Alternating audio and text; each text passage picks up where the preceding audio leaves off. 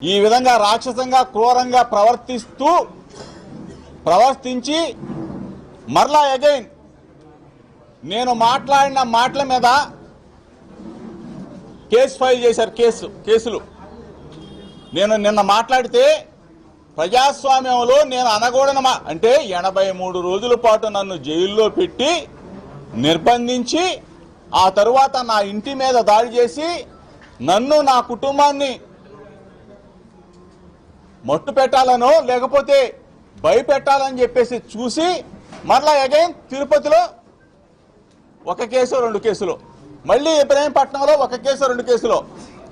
అంటే నువ్వు కేసులు పెట్టి నన్ను జైలుకు పంపించి నన్ను దడిపించాలని చెప్పేసి మీరు చూడాలని చెప్పేసి అనుకుంటున్నారేమో.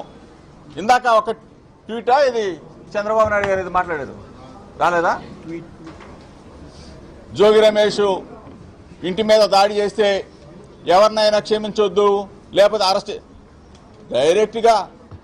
డైరెక్ట్గా పోలీసుల సమక్షంలో తెలుగుదేశం పార్టీ పోలీసులు మీ అబ్బాయి లోకేష్ నేతృత్వంలోనే ఈ దాడి జరిగింది. మీడియా మిత్రుల సమక్షంలో ప్రజలకు చెప్తా ఉన్నా, రేపు నా మీద ఎటువంటి ఇబ్బంది జరిగినా, నా మీద ఎటువంటి దాడి జరిగినా, లేకపోతే నన్ను ఏ విధమైన చిత్రహింసలకు గురి చేయాలని చూసినా ఒకటే చెప్తా ఉన్నా, లోకేష్ అనే వ్యక్తి నా మీద దాడి చేయాలన్నా, నన్ను మట్టు పెట్టాలన్నా, నా ఇంటిని దహనం చేయాలన్నా దీని అంతటికీ కారణం కూడా లోకేషేనని చెప్పేసి మీడియా మిత్రుల సమక్షంలో చెప్తా ఉన్నా, ప్రజలకు చెప్తా ఉన్నా.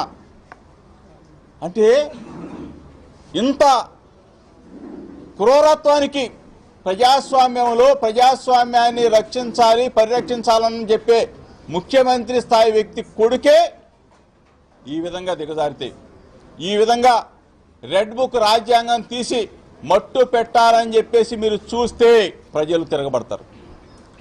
మరీ ముఖ్యంగా చెప్తా ఉన్నా, వైఎస్ఆర్ కాంగ్రెస్ పార్టీ శ్రేణులకి మీరు ఇబ్బంది పెట్టాలి, వైఎస్ఆర్ కాంగ్రెస్ పార్టీ గొంతుకని మీరు నొక్కివేయాలని చూస్తే మా నాయకుడు జగన్మోహన్ రెడ్డి గారి నేతృత్వంలో ప్రజాపక్షాన పోరాడతాం. వైఎస్ఆర్ కాంగ్రెస్ పార్టీ జెండాని రెపరెపలాడిస్తాం. ఈ పాటికే సంవత్సరాల కాలంలోనే మీ ప్రభుత్వ అసమర్థత అంతా కూడా బయటపడిపోయింది. ఈరోజు ప్రజలు కోరుకునేది జగన్మోహన్ రెడ్డి గారి నాయకత్వం.